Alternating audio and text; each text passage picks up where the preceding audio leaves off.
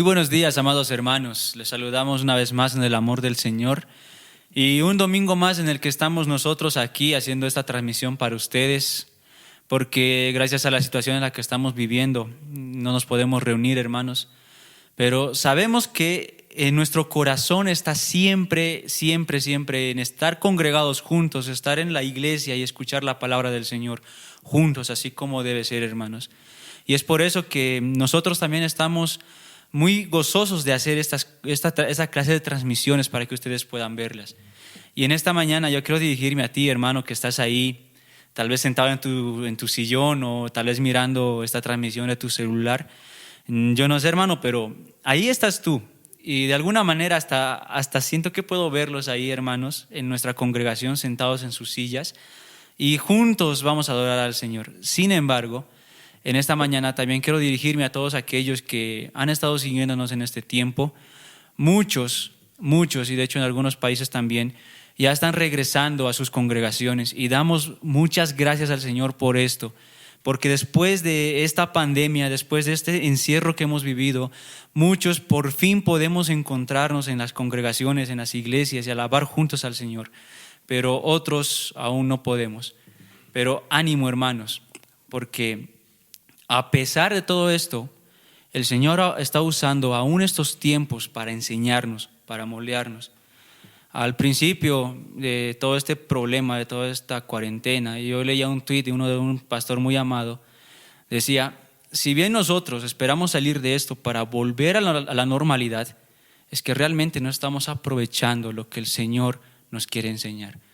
Y es por eso, hermanos, que a pesar de lo que estamos viviendo, queremos aprovechar aquello que el Señor nos quiere enseñar, aprovechar, hermanos, en anhelar más el estar juntos, aprovechar por alcanzar a aquellos a los que no habíamos alcanzado antes, pero ahora están a través de estos medios mirando, hermanos. Así que yo te animo a que aproveches el tiempo, aproveches lo que el Señor quiere mostrarte y aún más, hermano, ten ese deseo de seguir alabando al Señor, de seguir gozoso en el Señor y contempla con mucho gozo ese momento en el que estemos nuevamente en el templo, adorando juntos a nuestro Señor, compartiendo ahí como con los hermanos siempre lo hacíamos, el almuerzo, compartiendo un tiempo de hablar y de estar entre nosotros. Era muy normal en nuestra iglesia quedarnos toda la tarde ahí. Ahora, hermano, yo quiero invitarte a alabar a nuestro Señor con los cánticos. Y para esto vamos a dejar que el Señor nos llame a la adoración con uno de los salmos. Este se encuentra en el Salmo número 100. Y te ruego que si tienes tu Biblia a la mano o tienes alguna manera de leer, me acompañes este salmo y leamos lo que el Señor tiene para abrir nuestro culto en esta mañana. Dice así: aclamad con júbilo al Señor toda la tierra, servid al Señor con alegría, venid ante Él con cánticos de júbilo. Sabed que Él, el Señor, es Dios. Él nos hizo y no nosotros a nosotros mismos. Pueblo suyo somos y ovejas de su prado. Entrad por sus puertas con acción de gracias y a sus atrios con alabanza. Dadle gracias, bendecid su nombre. Vamos a bendecir el nombre del Señor, hermanos, y vamos a cantar esta primera alabanza: el resplandor del Rey.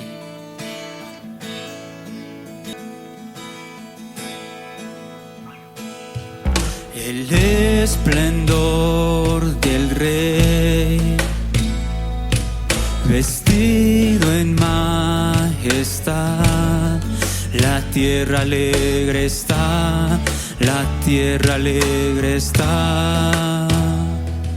Se cubre de esplendor,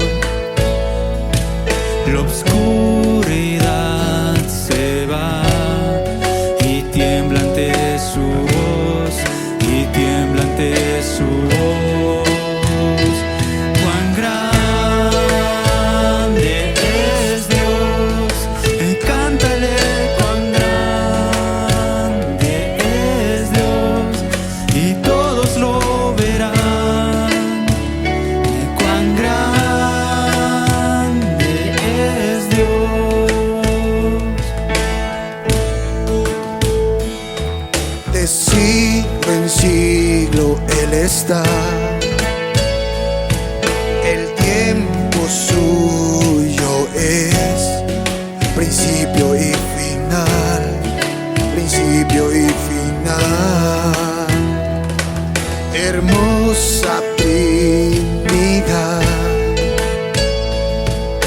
presencia en tres está. Cordero y león, Cordero y león. Cuán grande es Dios, cántale cuán grande es Dios, y todos lo verán. Cuán grande es Dios.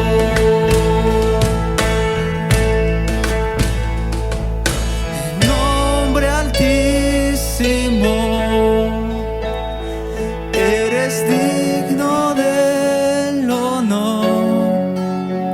Mi corazón cantará cuán grande es Dios.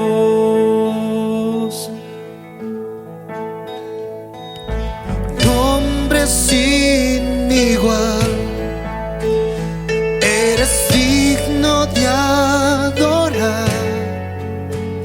Siempre cantaré cuán grande es Dios. Mi Corazón entona la canción. Cuán grande es Él, cuán grande es Él. Mi corazón entona la canción. Cuán grande es Él, cuán grande es Él, cuán grande es Él, cuán grande es Él.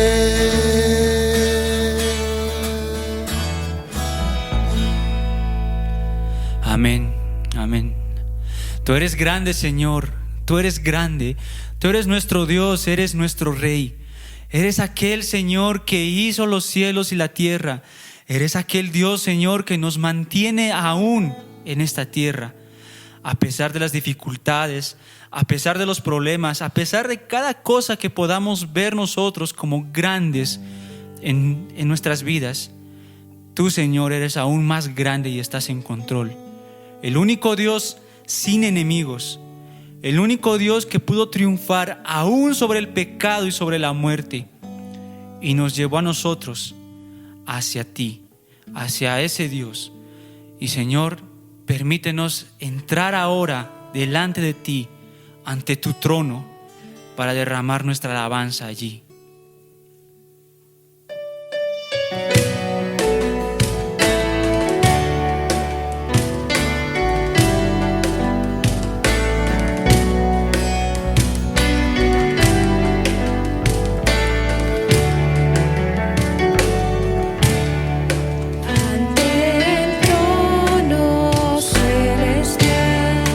Él intercede hoy por mí.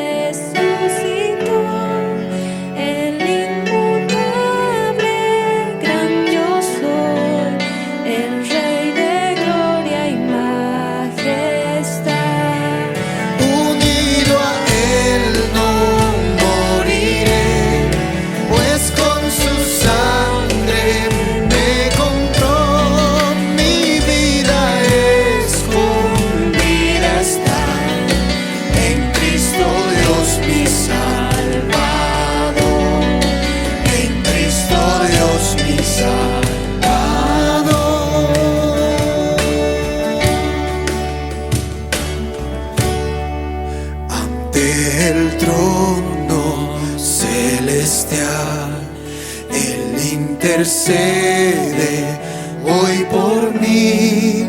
Gran sacerdote es Jesús, quien por siempre vivirá, quien por siempre vivirá.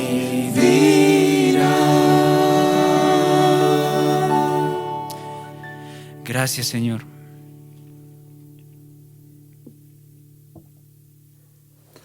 Muy buenos días, hermanos. Los saludamos con la paz y la gracia de nuestro Señor y Salvador Jesucristo. Hermanos, un fuerte abrazo a todos los que nos están siguiendo a través de la transmisión el día de hoy. Les habla el hermano Alan José Cori de la Iglesia Bíblica Palabra de Gracia. Hermanos, hermanas, espero estén con sus Biblias en sus hogares, ahí atendiendo. Vamos a escuchar la palabra del Señor y para eso vamos a entrar en un momento de oración y pedirles que podamos orar por las diferentes iglesias acá en Bolivia, por las iglesias en Cochabamba, por las iglesias en La Paz, en Oruro, por los hermanos que conocemos en estos lugares. También pedirles, hermanos, que podamos orar por la vida de familiares, hermanos que se encuentran en Beni.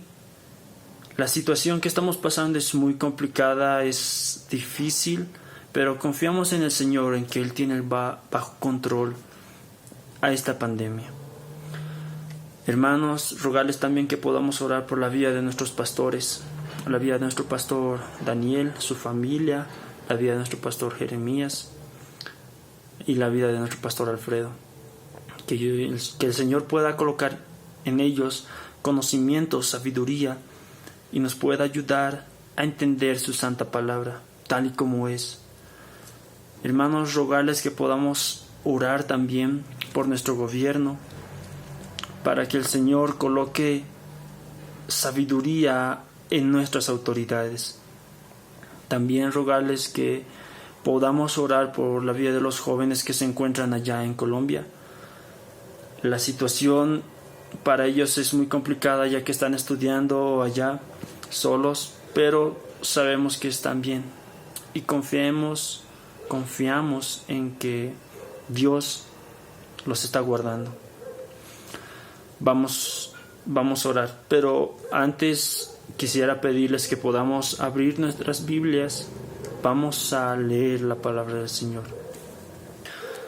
Vamos a abrir nuestras Biblias en el libro de Isaías capítulo 26. En la iglesia muchas veces hemos cantado este himno muy hermoso, pero quisiera que recordemos algo muy importante en el día de hoy. Isaías 26, versículos 1 al 5. La palabra del Señor dice: En aquel día cantarán este cántico.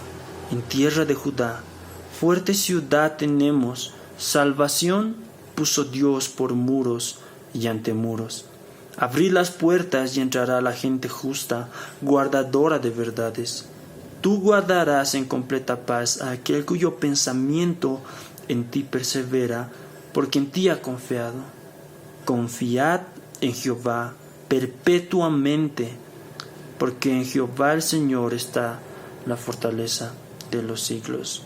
Hermano, hermana que nos está viendo, confiemos en el Señor. No solo los días domingos, no solo los martes de oración o cuando nos acordemos de Él. Confiemos en el Señor perpetuamente, ya que aquel cuyo pensamiento persevera perpetuamente en el Señor colocará paz en Él. Y eso es lo que necesitamos en medio de esta pandemia, de esta aflicción. Paz en nuestras vidas que solo nuestro Señor y Salvador Jesucristo puede dar. Vamos a orar. Amado Padre Celestial, en esta mañana pedirte perdón por cada ofensa que cometemos contra ti, cada pecado que cometemos, Padre, pues solo contra ti pecamos. Te rogamos que puedas perdonarnos, guiarnos, limpiarnos de toda maldad. Agradecerte porque nos das un día más de vida, no nos has hecho faltar pan de cada día y Nos has dado la oportunidad de estar en comunión a través de estos medios, estar en oración, Señor, junto con nuestros hermanos. Seas tú el que vaya guardando la vida de aquellos, Señor, que se encuentran en Beni, quizá enfermos, luchando con esta pandemia, Padre. Seas tú el que vaya guardando, protegiendo y sanando sus vidas. Te encomendamos por la vida de nuestros pastores de la Iglesia Bíblica Palabra de Gracia, nuestro pastor Daniel, nuestro pastor Jeremías y nuestro pastor Alfredo. Dales entendimiento, conocimiento y sabiduría, para que puedan entender tu palabra, escudriñarla, Señor, y exponerla de tal manera que tu nombre sea exaltado. Oh Señor, te encomendamos nuestro país. Seas tú el que vaya colocando sabiduría en las decisiones de nuestros gobernantes. Te encomendamos las iglesias que se encuentran en Cochabamba, la iglesia del Paso en Cochabamba, la iglesia del pastor Freddy Mujica, los hermanos de Oruro y la iglesia de Nueva Jerusalén. Orar, Señor, te pedimos por la Iglesia Bíblica Palabra de Gracia, por los hermanos que hoy en día tratamos de reunirnos, Señor, a través de estos medios. Bendice sus vidas y guarda sus hogares, Señor. Guarda nuestros hogares. Ayúdanos, Señor, a poder confiar en ti, a poder perseverar perpetuamente en tu santa palabra. Guarda la vida de los jóvenes que se encuentran en Colombia, Guizar, Cristian y David. Dales entendimiento y conocimiento para que puedan inquirir tu santa palabra. Agradecidos estamos en el día de hoy. Ayúdanos a comprender lo que quieres decirnos a través de tu palabra y del predicador. Guarda su vida del predicador, dale entendimiento, que el nombre de nuestro Señor y Salvador Jesucristo sea exaltado. Señor, ayúdanos a entender, coloca y abre nuestros corazones. Ayúdanos a entender lo que quieres decirnos a través de tu santa palabra. En el nombre de Cristo Jesús, nuestro Señor y Salvador, Jesucristo, te encomendamos estas cosas. Amén. Amén.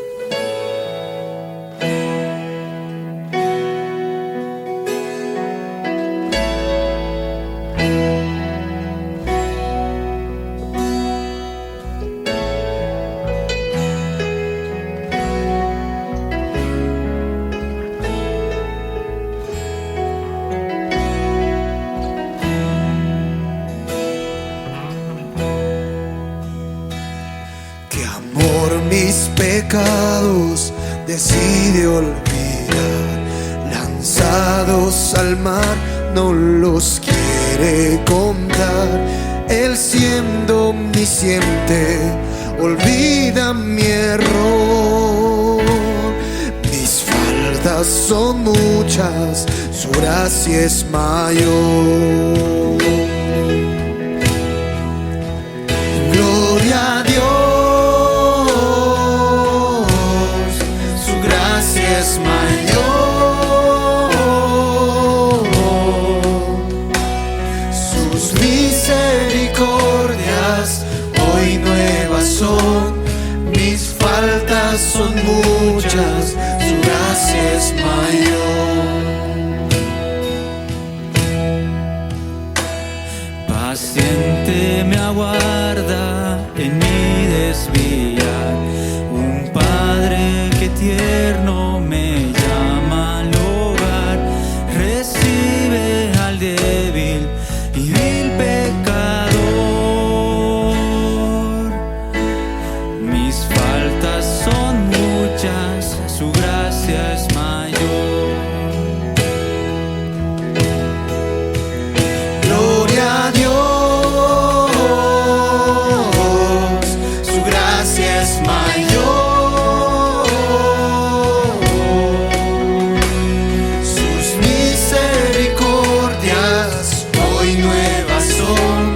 Mis faltas son muchas, gracia es mayor. De grande riqueza Él nos otorgó, su sangre Él pagó, su vida entregó, pagó nuestra deuda y la canceló. Mis faltas son muchas, su gracia es mayor. Gloria a Dios. Gloria a Dios. Su gracia es mayor.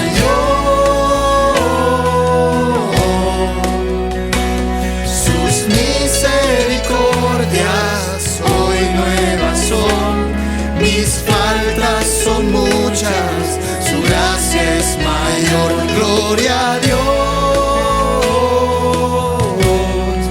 Su gracia es mayor. Sus misericordias hoy nuevas son. Mis faltas son muchas, su gracia es mayor. Mis faltas son muchas, su gracia es mayor. Mis faltas son muchas, su gracia es mayor. Gloria a ti, Padre.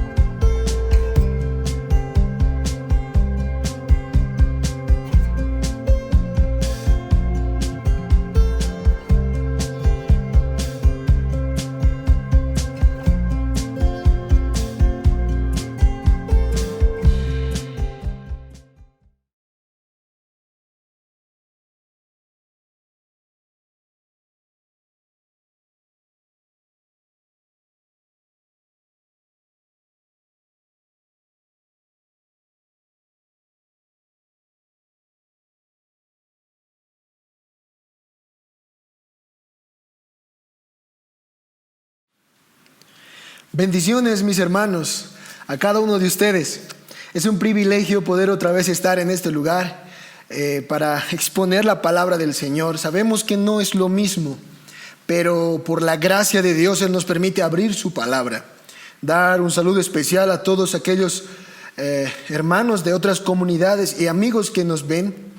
Sea Dios hablándoles a través de las Sagradas Escrituras. Vamos a abrir nuestras Biblias en Marcos capítulo 15, versículo 21 al 32.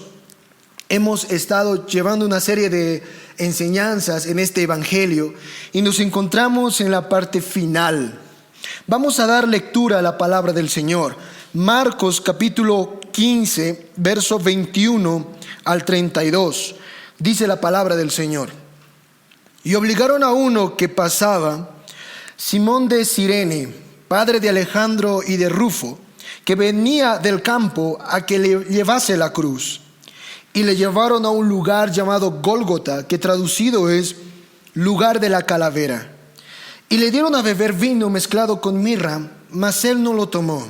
Cuando le hubieron crucificado, repartieron entre sí sus vestidos, echando suerte sobre ellos para ver qué se llevaría cada uno. Era la hora tercera cuando le crucificaron. Y el título escrito de su causa era El Rey de los Judíos.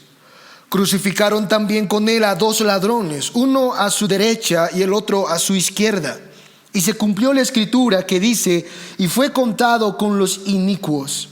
Y los que pasaban le injuriaban, meneando la cabeza y diciendo: va, tú que derribas el templo de Dios y en 3 días lo reedificas, sálvate a ti mismo y desciende de la cruz.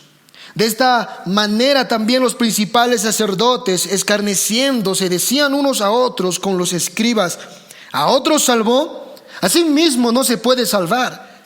El Cristo, Rey de Israel, descienda de la cruz para que veamos y creamos. También los que estaban crucificados con él le injuriaban. Palabra del Señor. El entendimiento de la cruz es vital para nuestras vidas, hermanos. En primer lugar, porque sin cruz no hay salvación. La cruz es la proclamación de Dios de que quiere reconciliarse con el hombre. Si no hay cruz, no hay reconciliación. Si no hay cruz, no hay gloria. Y si no hay gloria, no hay salvación. Al menos se necesita un entendimiento básico de la cruz para que el ser humano pueda acceder al trono de Dios. Todos aquellos que se rehúsan creer en la cruz de nuestro Señor Jesucristo estarán condenados por la eternidad al lago de fuego. Eso es lo que la Escritura dice acerca de estas personas. En ese sentido, es muy importante para todo ser humano no solamente entender lo que pasó en aquella cruz, sino también creer lo que Dios estaba haciendo.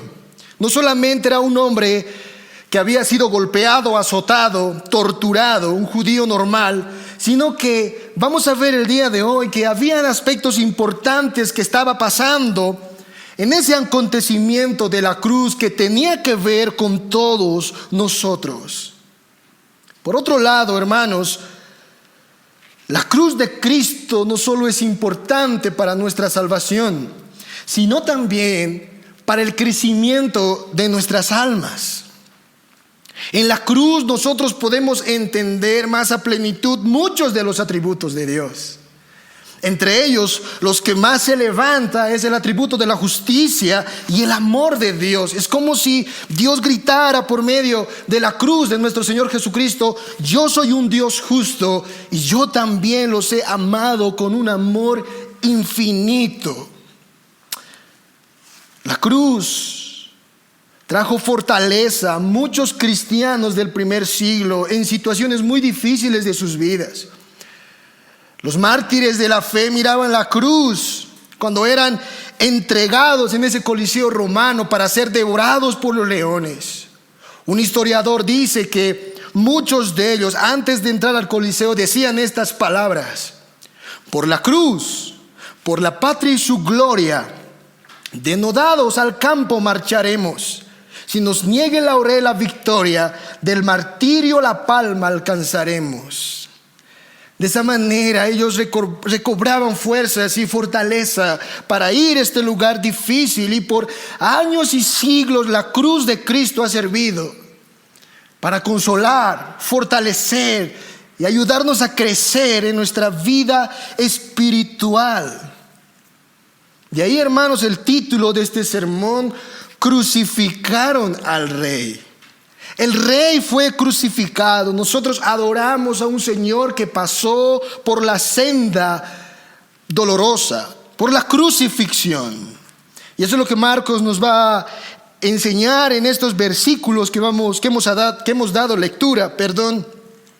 Y vamos a ver este aspecto en tres partes. Vamos a desglosar nuestro bosquejo en tres partes. En primer lugar, vamos a ver a nuestro Rey enfrentando la vía dolorosa camino a esa cruz. En segundo lugar, vamos a ver al Rey levantado en una cruz entre el cielo y la tierra. Y por último, vamos a ver que nuestro Rey, a quien nosotros adoramos, fue menospreciado y deshonrado. Vayamos en primer lugar entonces, hermanos, a ver lo que Marcos nos dice acerca de aquella vía dolorosa que tuvo que enfrentar nuestro Señor Jesucristo. Vamos a dar lectura el versículo 21 y 23 de Marcos capítulo 15.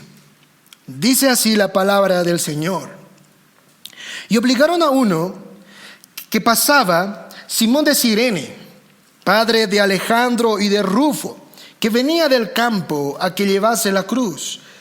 Y le llevaron a un lugar llamado Gólgota, que traducido es lugar de la calavera.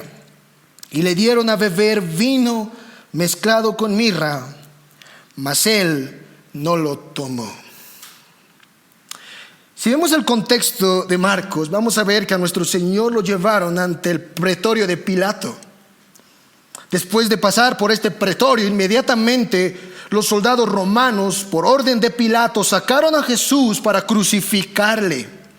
Y según el versículo 22, Jesús se está dirigiendo a un lugar llamado el Gólgota. Este lugar no se sabe con exactitud dónde queda actualmente en Jerusalén. Lo que sí podemos decir es que el Gólgota se encontraba a las puertas externas de Jerusalén, en la parte posterior de Jerusalén. Este lugar no estaba dentro de la ciudad de Jerusalén. Esta palabra Gólgota ha sido traducida de muchas maneras. Como bien aquí Marcos nos dice, Gólgota significa el lugar de la calavera. Era llamado así, lugar de la calavera. Los griegos tradujeron esta palabra con el término craneon, de donde viene cráneo, la palabra cráneo. Y años después, Jerónimo en la Vulgata Latina tradujo craneon con la palabra calvaria, de donde viene esta palabra que muchos de nosotros conocemos, el Calvario. Como dije, hermanos, no se sabe dónde está este lugar actualmente en Jerusalén, pero si hay algo que es verdadero, es que el Señor llegó a este lugar que Marcos cita como el Gólgota. Ahí estaban llevando a nuestro Señor. Ahora, en ese camino al Gólgota, al parecer, según el versículo 21, Jesús no puede llevar esa cruz, no puede cargar la pesada cruz.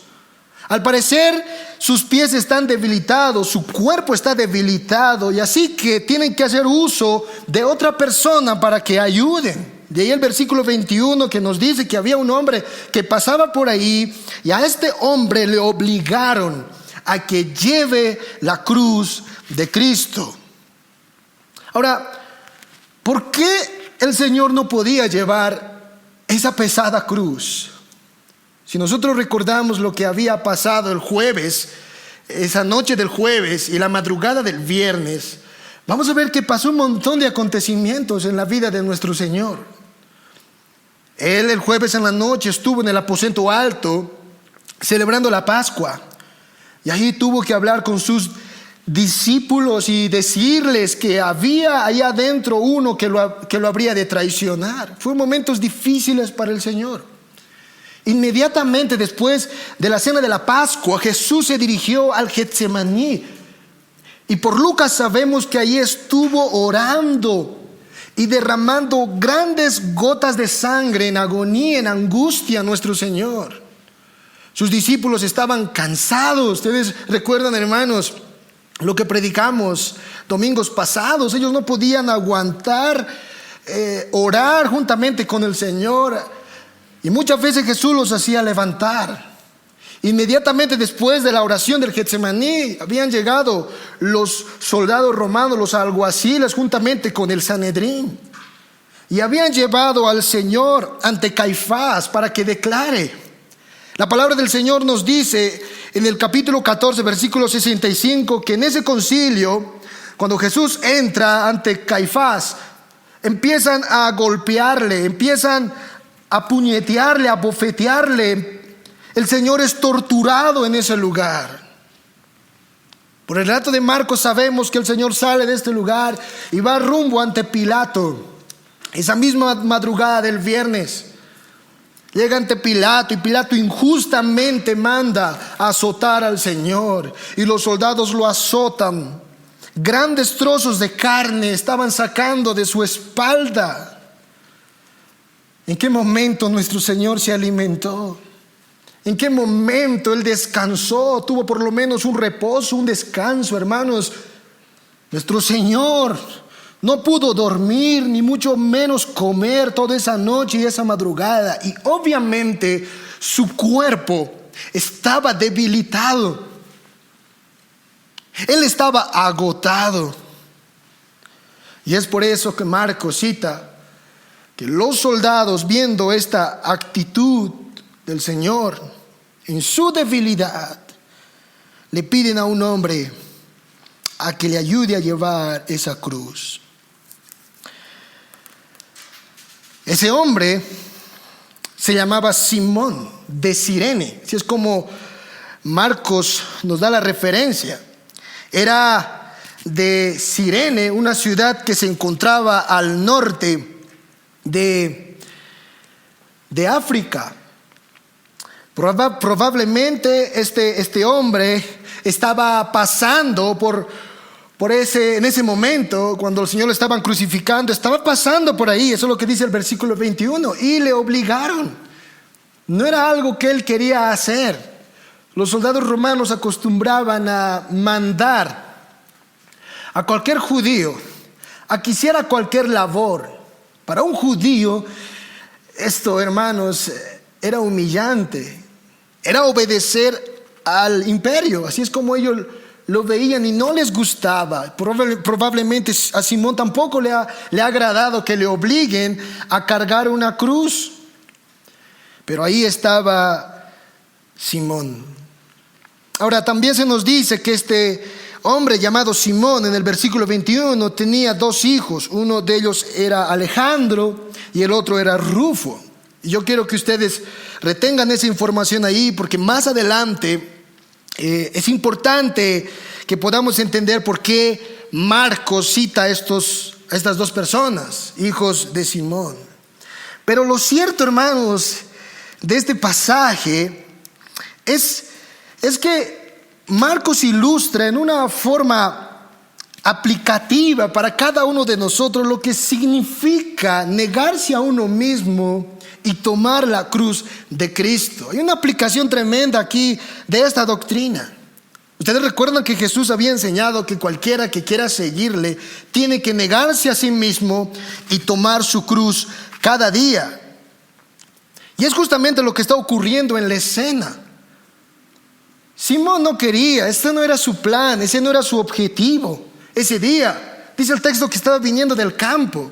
Él tenía otros planes para ese día, tenía otros proyectos para ese día, pero todo se deshace, todo se destruye cuando tiene que llevar la cruz de Cristo. Él tiene que negar su yo, él tiene que negar su reputación, él tiene que negar su orgullo y cargar esa cruz e ir con el Señor hasta aquel Gólgota.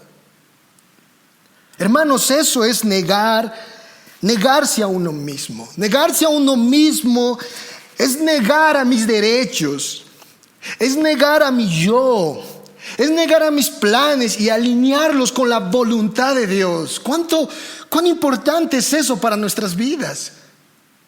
Fue algo hermoso lo que sucedió aquí, beneficioso para Simón de Cirene, porque si vemos la historia, hermanos, nos vamos a dar cuenta que gracias a este encuentro que tuvo Simón de Cirene con Jesús, pudo llegar al conocimiento del Evangelio.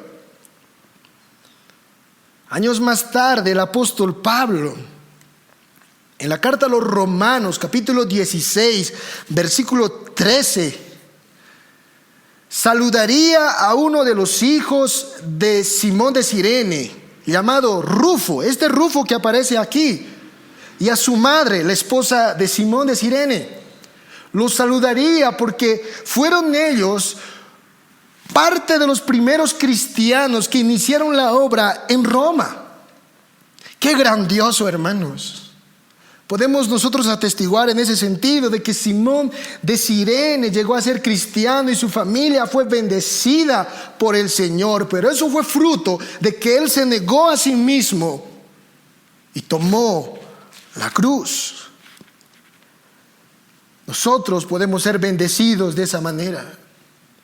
Cuando ponemos todos nuestros proyectos y todos nuestros planes, cuando destruimos por completo nuestro yo y empezamos, hermanos, a someternos a los planes y a la voluntad de Dios. En todo ese camino, dice la Escritura, que Jesús llegó al Gólgota. Y allí en el Gólgota los soldados le dieron a beber vino con mirra, versículo 23, y le dieron a beber vino mezclado con mirra, mas él no lo tomó. El vino y la mirra era un sedante que los romanos daban a las víctimas que estaban siendo crucificadas. Y no lo hacían por compasión, lo hacían para que la persona ahí no forcejee a la hora de ser crucificado. Y es interesante porque a Jesús también le dicen que beba de ese vino mezclado con mirra, pero el Señor no quiere, lo rechaza. ¿Por qué rechazó este vino? De alguna otra manera, hermanos, iba a aliviar el dolor del Señor. Era un sedante. Pero el Señor lo rechazó. ¿Por qué? Porque Él quería tener una mente clara. Él tenía que demostrar que estaba muriendo porque había decidido morir. Que su muerte era un acto consciente y voluntario de su parte. Él tenía que soportar conscientemente, plenamente, completamente el dolor que le había sido reservado como sustituto por nuestros pecados. Y es por eso que el Señor se negó a beber este vino con mirra. Y de esa manera, dice el pasaje, que ellos llegaron al Gólgota. E inmediatamente llegó al Gólgota, los soldados levantaron al Señor, lo crucificaron entre el cielo y la tierra. Eso nos lleva a nuestro segundo encabezado. El rey fue levantado en una cruz. Versículo 24 al 28. Leamos.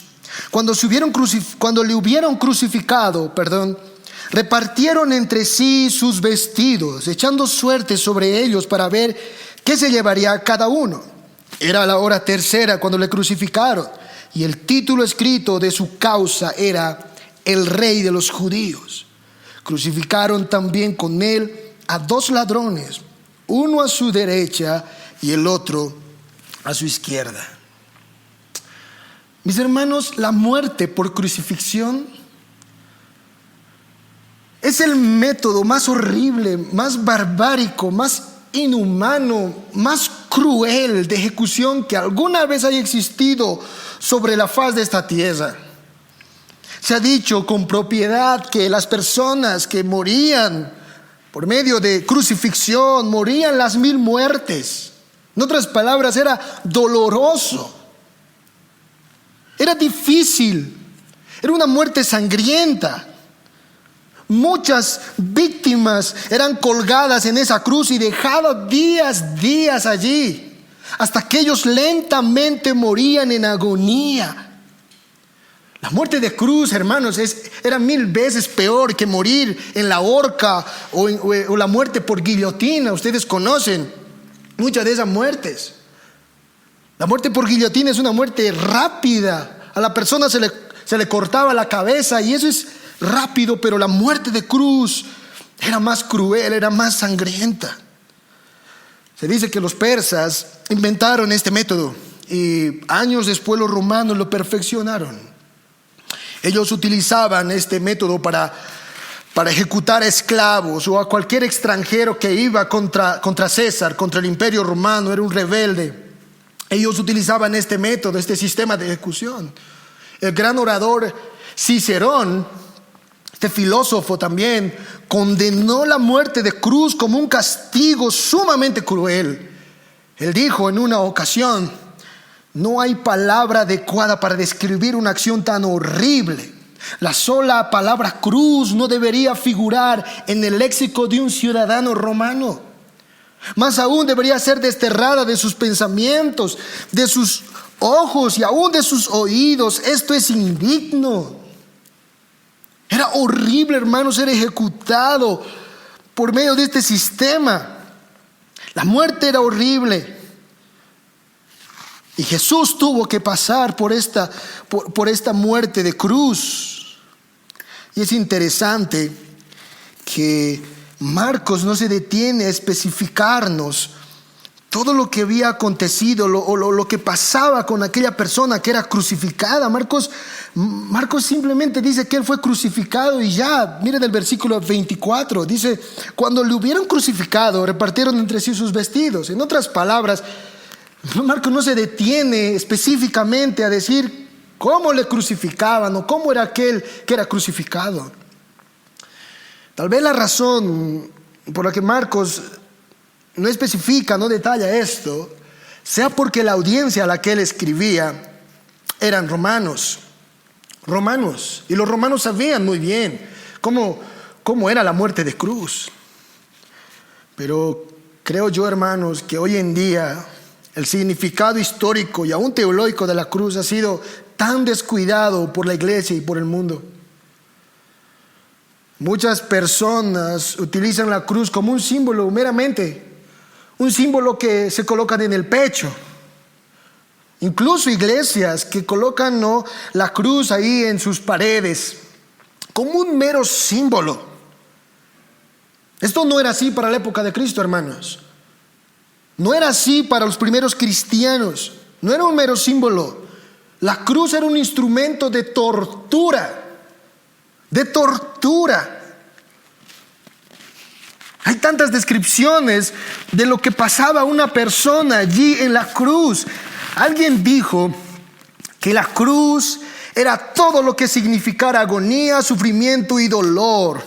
Un historiador dijo: el crucificado experimentaba vértigos, calambres, sed, falta de sueño, fiebre, palpitante dolor de cabeza, tétano, vergüenza, larga duración del tormento, fuerte inflamación, hinchazón de las heridas producidas por los clavos, insoportable dolor de los tendones rotos, desesperada incomodidad por la posición estirada del cuerpo.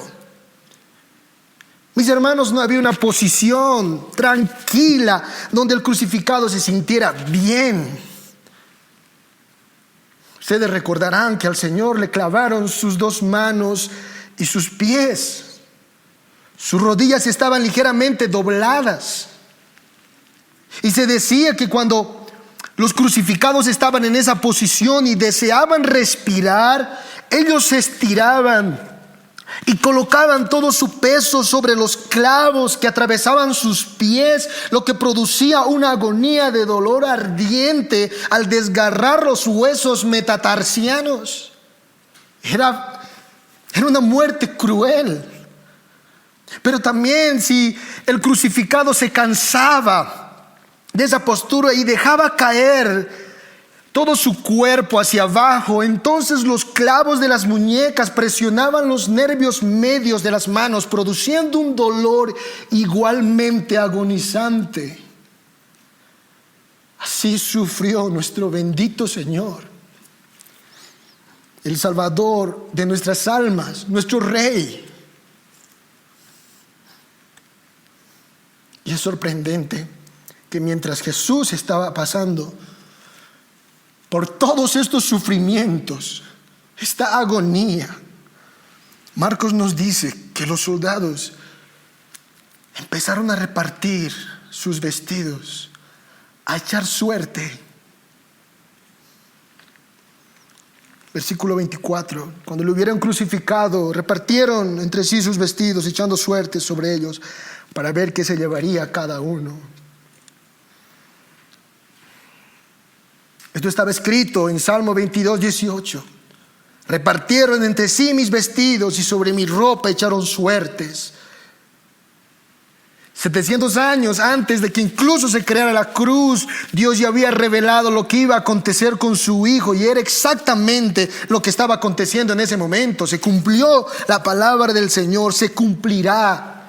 Y no habrá excusa, amigo, amiga, no habrá excusa de absolutamente nada delante de Dios, porque Dios lo reveló todo. Es sorprendente ver el corazón endurecido que tenían los soldados romanos.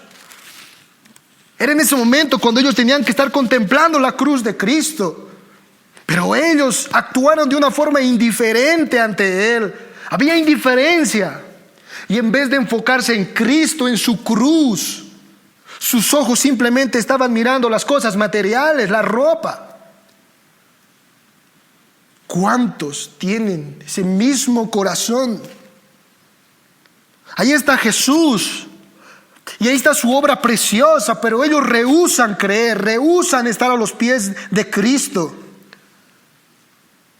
Somos muchas veces como estos soldados, hermanos, que lo único que nos interesa son las cosas materiales, como si la muerte de Jesús no nos competiría a nosotros, no nos compete a nosotros.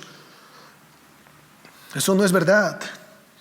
Jesús estaba muriendo por tus pecados y mis pecados, y la muerte de Cristo nos compete a todos nosotros. Estaba en juego mi salvación y tu salvación. ¿Cuántos hemos perdido la comunión con Cristo? Ese deleite, ese primer amor de la cruz del Señor, por las cosas materiales, enfocados en nuestro trabajo, enfocados en el dinero, como si de eso solamente viviéramos. No, mis hermanos.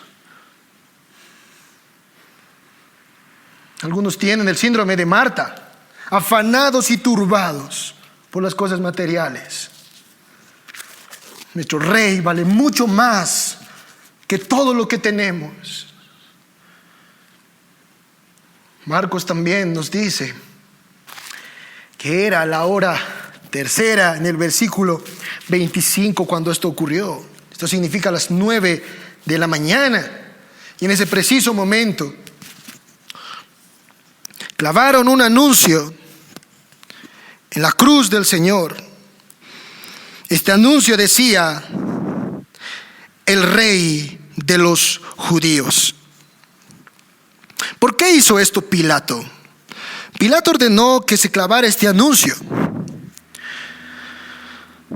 La razón, hermanos, principal por la que Pilato hizo todo esto no era porque sintiera reverencia al Señor o algún tipo de respeto.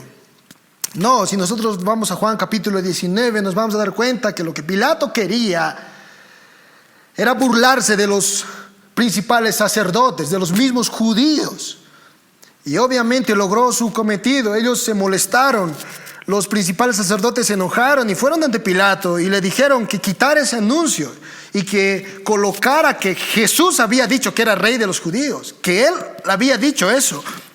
Pero Pilato le respondió: lo que he escrito, he escrito. Juan 19, 21 y 22.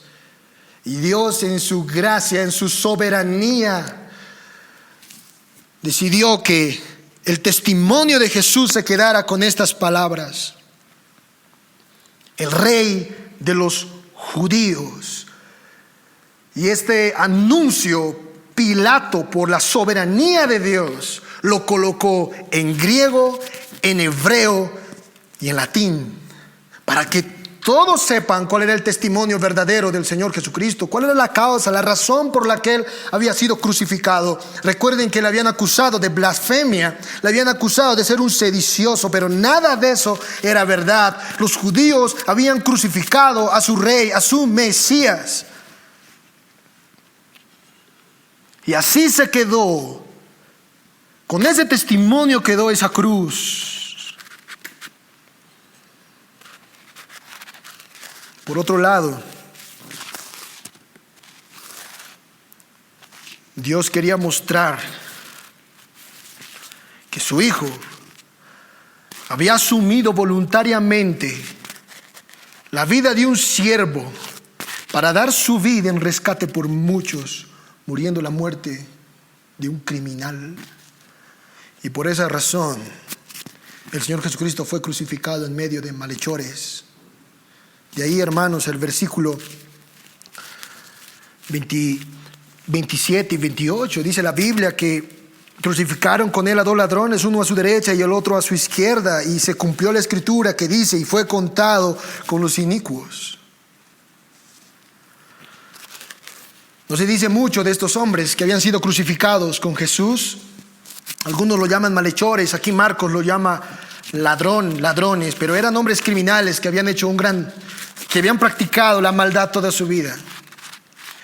Pero saben, hermano, la atención en este pasaje ni siquiera se dirige a ellos. No se dice que ellos fueran golpeados, que a ellos se les hubiera colocado una corona de espinas.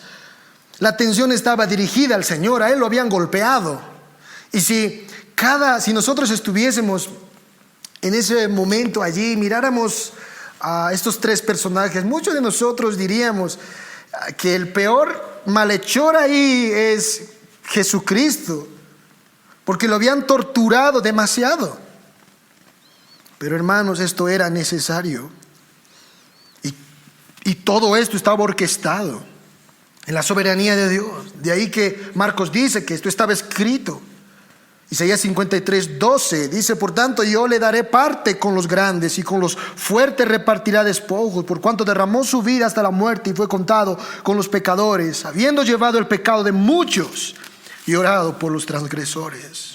El justo debería morir por los injustos. El inocente tenía que ser visto como culpable, como un criminal, para redimir a su pueblo y pagar sus pecados, derramando toda su vida. Y eso es justamente lo que ocurrió. Él se derramó, Él se dio a sí mismo. Esto nos lleva a nuestro tercer y último encabezado. El rey fue menospreciado y deshonrado. Versículo 29 al 32. Dice la palabra del Señor: y los que pasaban le injuriaban, meneando la cabeza y diciendo: va, tú que derribas el templo de Dios y en 3 días lo reedificas, sálvate a ti mismo y desciende de la cruz. De esta manera también los principales sacerdotes, escarneciéndose, decían unos a otros con los escribas: a otros salvó, a sí mismo no se puede salvar. El Cristo, Rey de Israel, descienda ahora de la cruz para que veamos y creamos. También los que estaban crucificados con Él le injuriaban. Hermanos, no solamente al Señor lo golpearon, no solamente lo clavaron en esa cruz, si no obstante la gente empezó a reunirse, dice Marcos, empezó a reunirse no para adorar al Señor, no para bendecir su nombre, sino para burlarse de Él, descargar toda su ira, su rabia contra el Señor. Y ahí estaba la gente. Marcos distingue a 3 grupos de personas que estaban ahí: judíos que pasaban, principales sacerdotes, escribas, y también los ladrones que le injuriaban. Ahora, dice la Biblia que muchos de ellos pasaban y meneando la cabeza decían al Señor: va, ¿dónde está tu poder? Tú has dicho que ibas a derribar el templo y en 3 días lo ibas a edificar. Desciende de la cruz, le dicen igualmente los principales sacerdotes. Tú puedes imaginarte ahí, hermanos, su rostro riéndose del Señor. Dice: lo escarnecieron, burlándose de Él. Le decían: a otros salvó, a sí mismo no se puede salvar.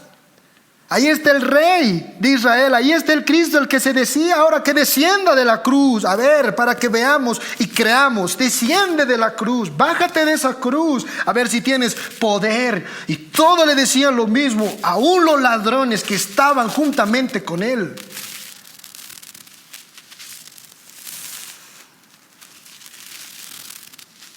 Alguien dijo que esta fue la última tentación que Satanás dio al Señor Jesús para que se bajara de esa cruz, para que vaya a la gloria sin cruz.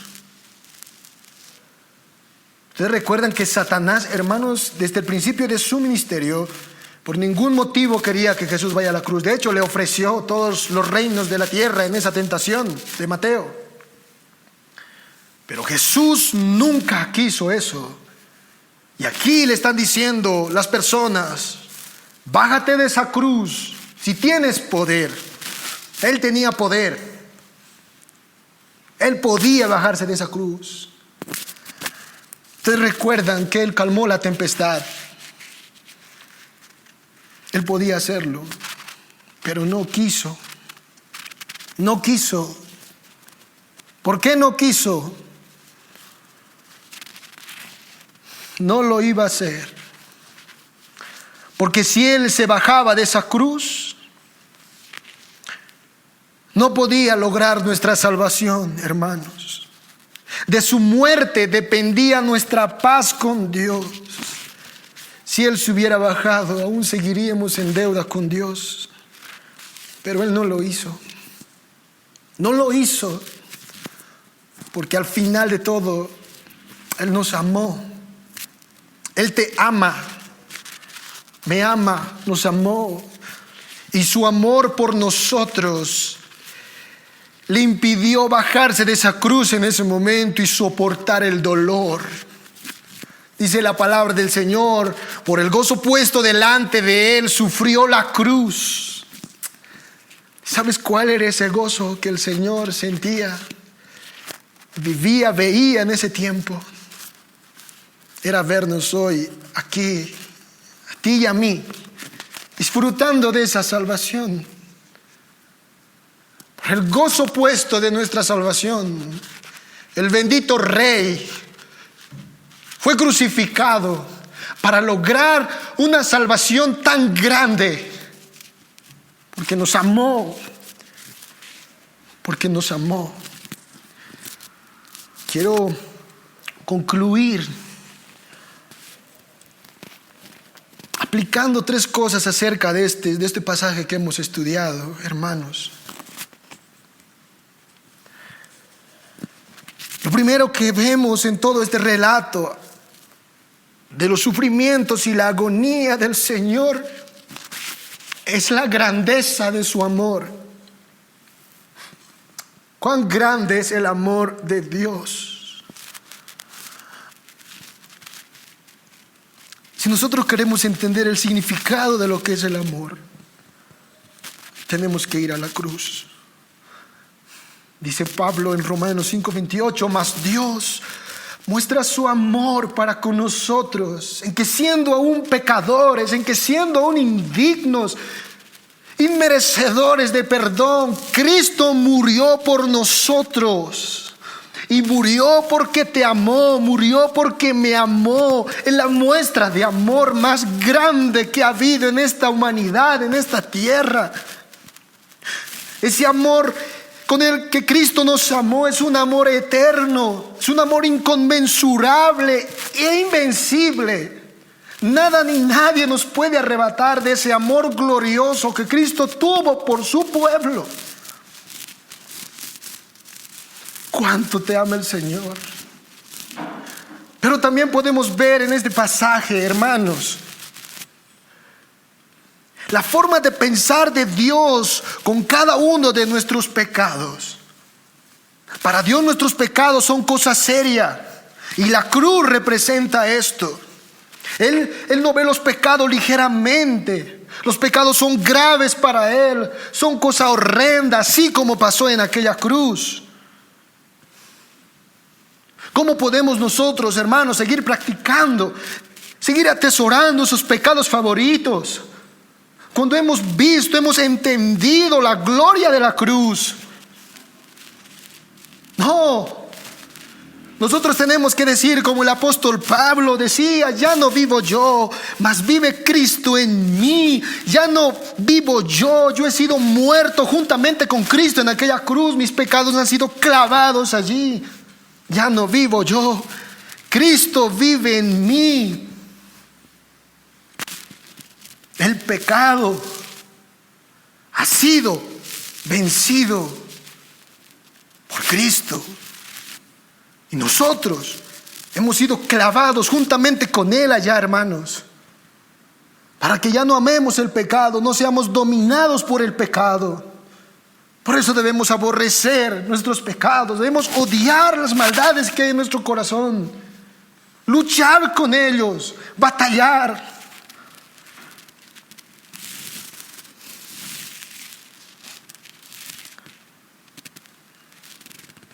La epidemia más grande, la pandemia más grande que ha azotado a la humanidad, hermanos, no es esta enfermedad del COVID-19. La pandemia más grande que ha azotado a la humanidad y que aún está azotando el día de hoy es el pecado. Todos nacen con esta pandemia, con este virus. con este cáncer que va a mandar a muchas personas al lago de fuego, al infierno. Y tú, amigo, amiga, estás impregnado, estás con esa enfermedad. Y hoy, por medio de esta predicación, por medio de esta palabra, tienes que darte cuenta de que Cristo pagó, solucionó el problema de ese gran cáncer espiritual, de esa pandemia, y Él te ofrece ahora salvación, Él te ofrece vida eterna. Ven a la cruz de Cristo. ¿Cuántos sabemos ese pasaje tan famoso que recitamos? Porque de tal manera amó Dios al mundo que ha dado a su Hijo unigénito para que todo aquel que en Él cree no se pierda, mas tenga vida eterna. Debes creer en Jesús, debes creer en su obra. Él vino a morir y a llevar cada uno de nuestros pecados sobre sus hombros. La ira de Dios cayó sobre Él. La ira que tenía que caer sobre ti, amigo, amiga, cayó sobre Jesús. ¿Entienden eso? ¿Entiendes eso, hermano, hermana?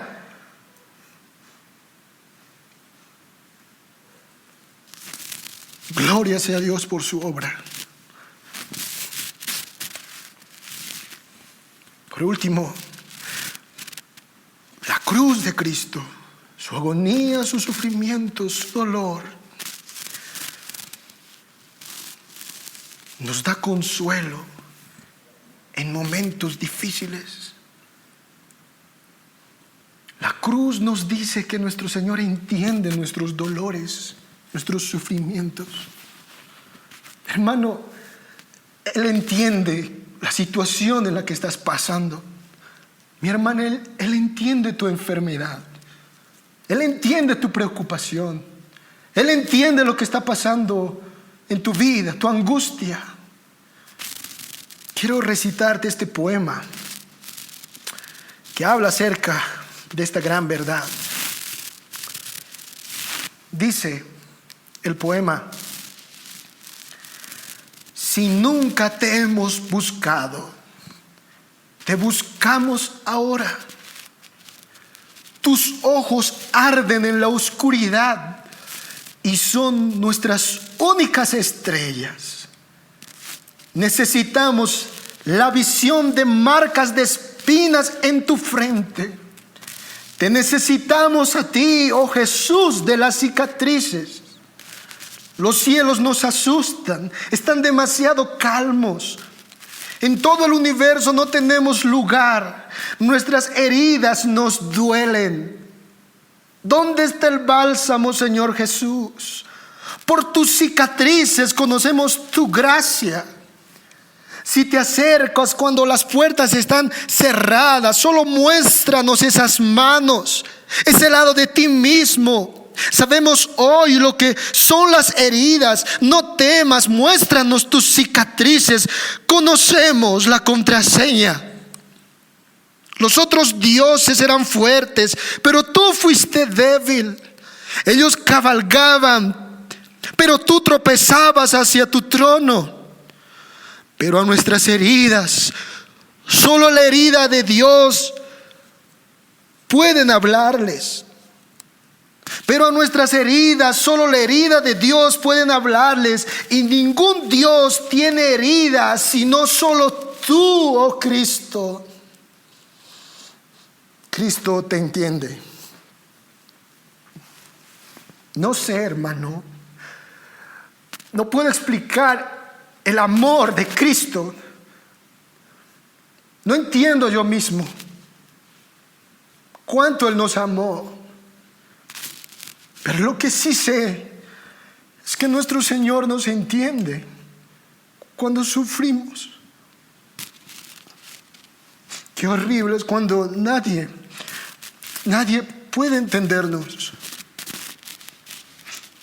Si hay algo peor que el dolor es la soledad. Pero profundo es el amor del Señor. Servimos a un Dios con cicatrices, a un Cristo que pasó por la agonía y el dolor.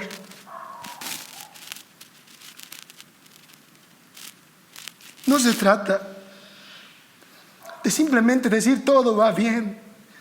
todo irá bien. Ahí no está el consuelo.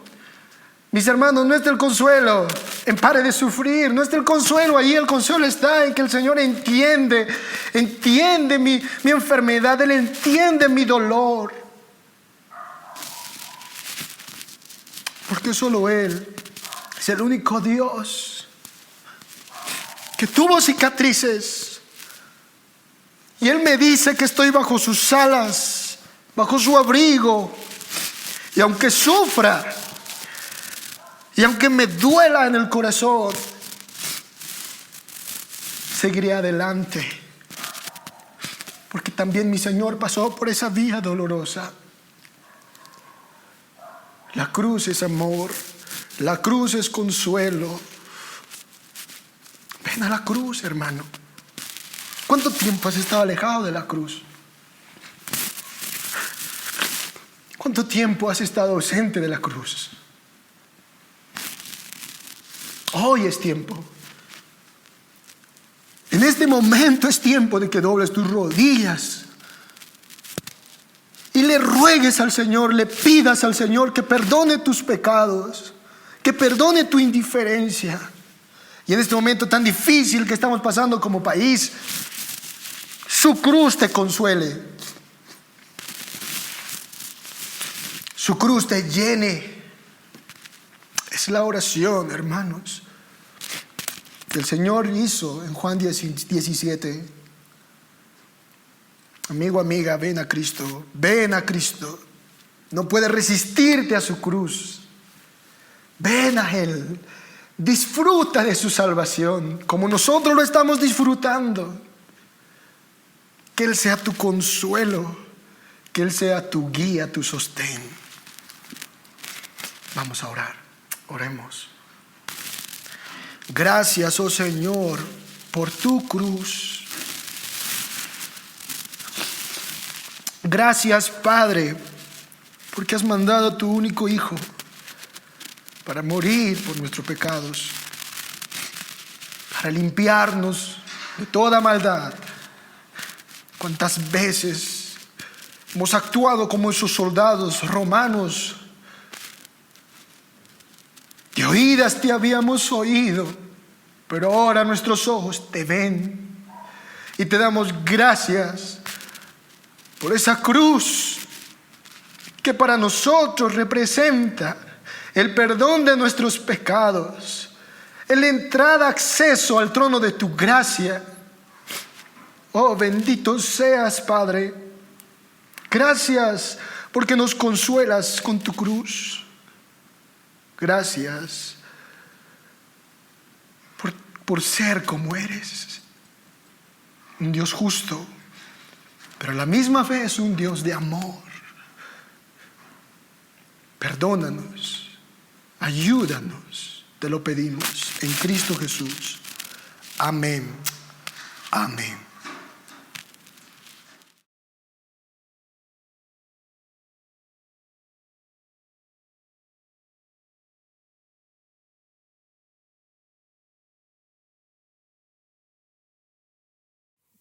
Damos muchas gracias al Señor, hermanos, por esta prédica que nos ha sido dada en esta mañana.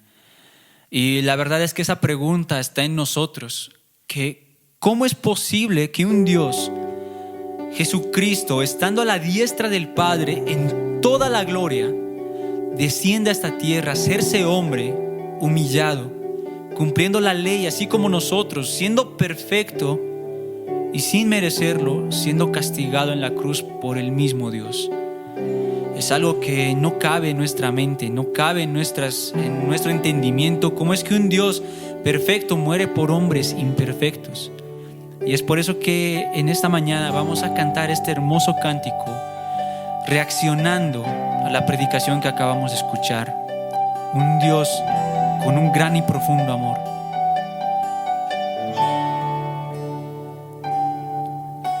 Profundo es el amor de Dios, tan vasto e infinito, que dio a su Hijo por hacer tesoro repulsivo.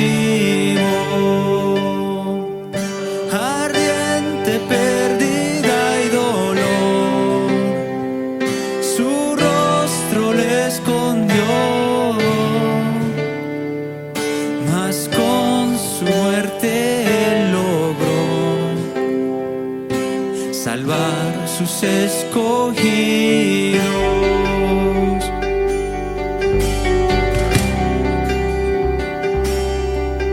He aquí el hombre en la cruz, cargando con mis culpas, y avergonzado puedo oír mi voz entre las burlas.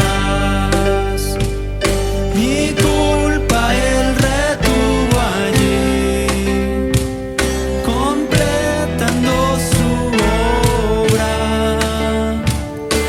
Así mi vida él compró, ya consumó mi deuda. Cuán grande es su amor, que a su Hijo entregó, mi pecado él cargó.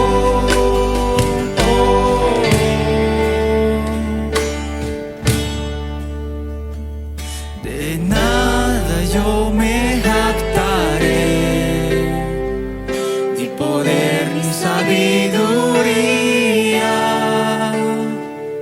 Mi gloria siempre es Jesús, quien triunfó al tercer día. Porque me da de su perdón, no puedo dar respuesta, mas esto sé de corazón: Jesús pagó mi deuda. Porque me da de su perdón, no puedo dar respuesta, mas esto sé de corazón: Jesús pagó mi deuda.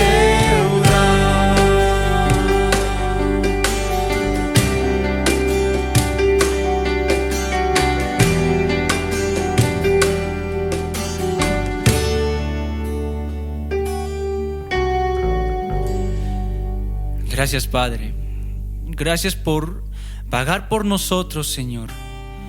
Gracias por ser tú esa expiación perfecta, por ser tú, Señor, el que viniste a esta tierra, viviste una vida perfecta por nosotros, Señor, para darnos a nosotros esa vida perfecta que no merecíamos, por ser aquel hombre perfecto muriendo por pecadores, Señor.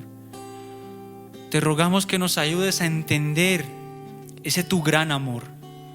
Y nosotros, Señor, con la vista siempre allá en la gloria, cuando podamos verte a ti cara a cara y entender finalmente tu gran amor cuando sea consumado, Padre. Ayúdanos a vivir en esta tierra confiando y viviendo como hijos tuyos, pecadores, pero perdonados por la sangre de Cristo. En Cristo Jesús, Señor, encomendamos nuestras vidas, nuestras semanas, a nuestra iglesia y a todos aquellos, Señor, que miran en Cristo Jesús. Amén.